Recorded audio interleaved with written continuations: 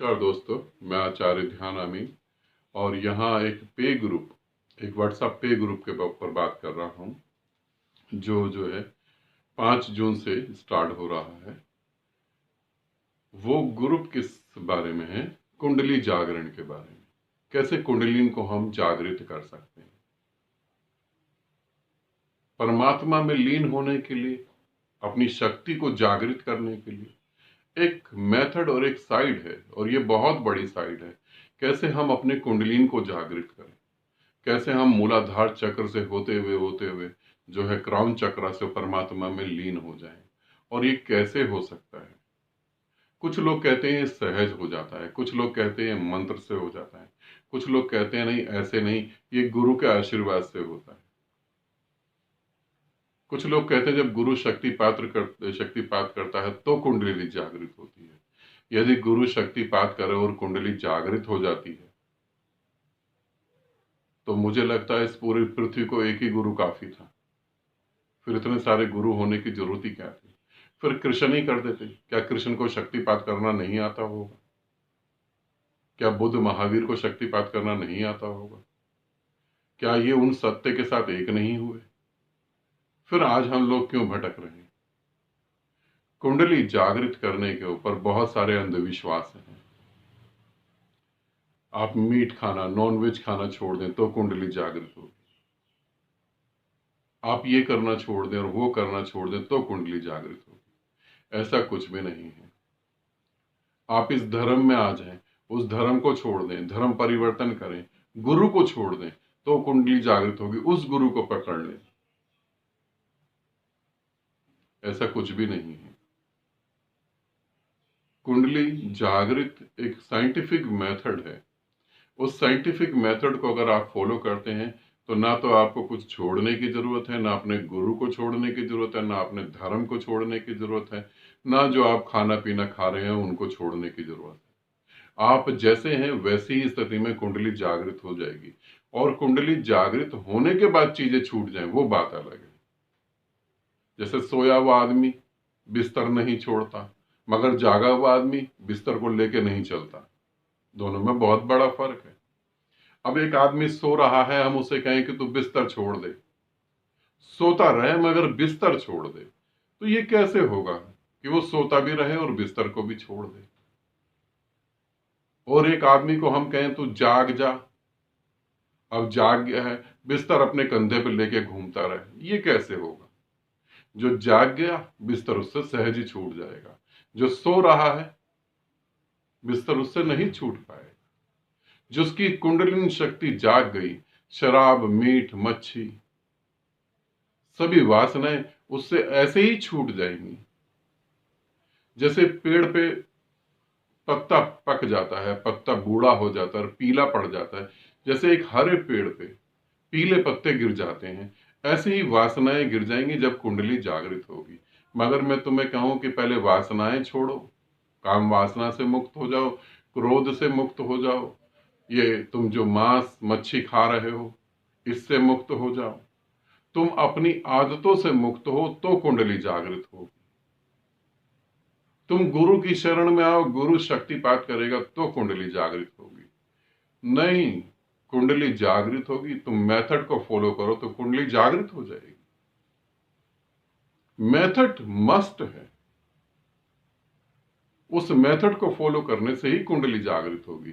तो जो हम 5 जून को बना रहे हैं ग्रुप, उस ग्रुप में हम एक मेथड करेंगे। 10 दिन का ये ग्रुप होगा। तो उस ग्रुप में हमें कैसे अपनी कुंडली को जागृत करना है, कैसे मूलाधार चक्र से जो है क्राउन चक्र की यात्रा करनी है, और मूलाधार से क्राउन तक आते आते कैसे क्राउन से पार चले जाना है, कैसे जो पूरे ब्रह्मांड की ऊर्जा में हम जीवन को जी रहे, कैसे हमें उसका आभास हो, कैसे हमें पता लगे कि हम ही ब्रह्मांड है, हम ही परमात्मा है, कैसे उस शक्ति के सागर में हम नहाने लगे, कैसे वो शक्ति का सागर ही हम बन जाएं, कैसे जागृत करें अपनी कुंडलिनी को। और ये कोई मुश्किल काम नहीं है, ये मुश्किल काम नहीं है। मैं आपको 10 दिन का ये ग्रुप है, मैं 10 दिन आपको मेथड कराऊंगा, उस मेथड को आप करेंगे और आपको फील होगा, क्योंकि अगर आप मेथड को फॉलो करेंगे तो आपको महसूस होगा कि आपके अंदर चेंजिंग आ रही है। और अगर चेंजिंग 1% आती है, सिर्फ 1% को मान के चलें, अगर चेंजिंग 1% आती है तो अब चेंजिंग 100% भी आ सकती है। क्योंकि 1% चेंजिंग आने पे कम से कम तुम्हें अपने पे तो भरोसा होगा कि 1% अगर मुझे आई तो 100% भी आ जाएगी। बस अब मुझे समय बढ़ाना है और विधि को और ईमानदारी से करना है।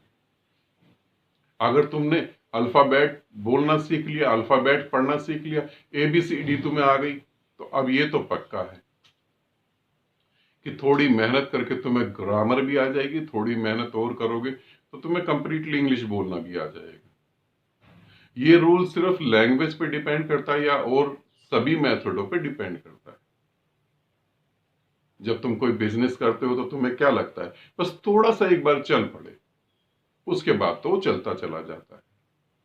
उसी तरीके से कुंडलिनी जागरण के बारे में बता रहा हूं। एक बार तुम्हारे सातों चक्र एक लय में खड़े हो जाएं, सातों चक्र जाग जाएं और तुम विचार शून्य और उस महा ऊर्जा का अनुभव करने लगो, तो फिर बात तुम्हारे हाथ में आ गई। अब तुम्हें गुरु की जरूरत नहीं, अब तुम अपनी कुंडलिनी को जागृत कर सकते हो पूरी तरह से। कुछ लोग इतने घबराए होते हैं कुंडली जागृत हो जाएगी तो जो है सर्वनाश हो जाएगा। बहुत सारे लोग मुझसे पूछते हैं कुंडली जागृत होगी तो सर्वनाश हो जाएगा, उस हम शक्ति को कैसे संभालेंगे। कुंडली जागृत करना बहुत ही खतरनाक काम है। इतनी शक्ति उतरेगी तो हम पागल हो जाएंगे। शक्ति उतरती ही जब है जब तुम्हारा पात्र होता है। तुम्हें क्या लगता है वो महा ऊर्जा, वो परमात्मा पागल है? हर एक किसी को दे देता कुछ भी। शक्ति तुम्हारे पर उतरेगी जब तुम्हारा पात्र उस लायक होगा, वरना वो उतरती ही नहीं। तो शक्ति जब तुम्हारे पात्र के हिसाब से उतरेगी तो तुम पागल क्यों हो जाओगे? नाहक तुम्हें डरा दिया गया है, तुम घबरा गए। क्योंकि अगर तुम्हें डराया ना जाए, तुम्हें घबराया ना जाए, तो तुम फिर गुरु की गुलामी कैसे करोगे? गुरु को भी तो गुलाम पसंद है ना। मैं तुम्हें जो बता रहा हूं वो गुलामी से भी मुक्त कर रहा हूं। मेथड को समझो और फिर अपना करते रहो, कहीं कोई दिक्कत नहीं है। तो 5 जून से चालू करेंगे हम इस ग्रुप को। 10 दिन का ये ग्रुप होगा, पे ग्रुप है। आपको क्या करना है, आपको जो है मई 29 तारीख तक, मई की 29 तारीख तक आपको अपना वीडियो यहाँ पे सबमिट करना है। ये नीचे नंबर है, आपको अपना वीडियो देना है। आपका शुभ नाम क्या है, आप किस शहर से हैं और आप ये ग्रुप किस लिए ज्वाइन करना चाहते हैं। 3-4 बातें हैं। राइटिंग में नहीं देना है,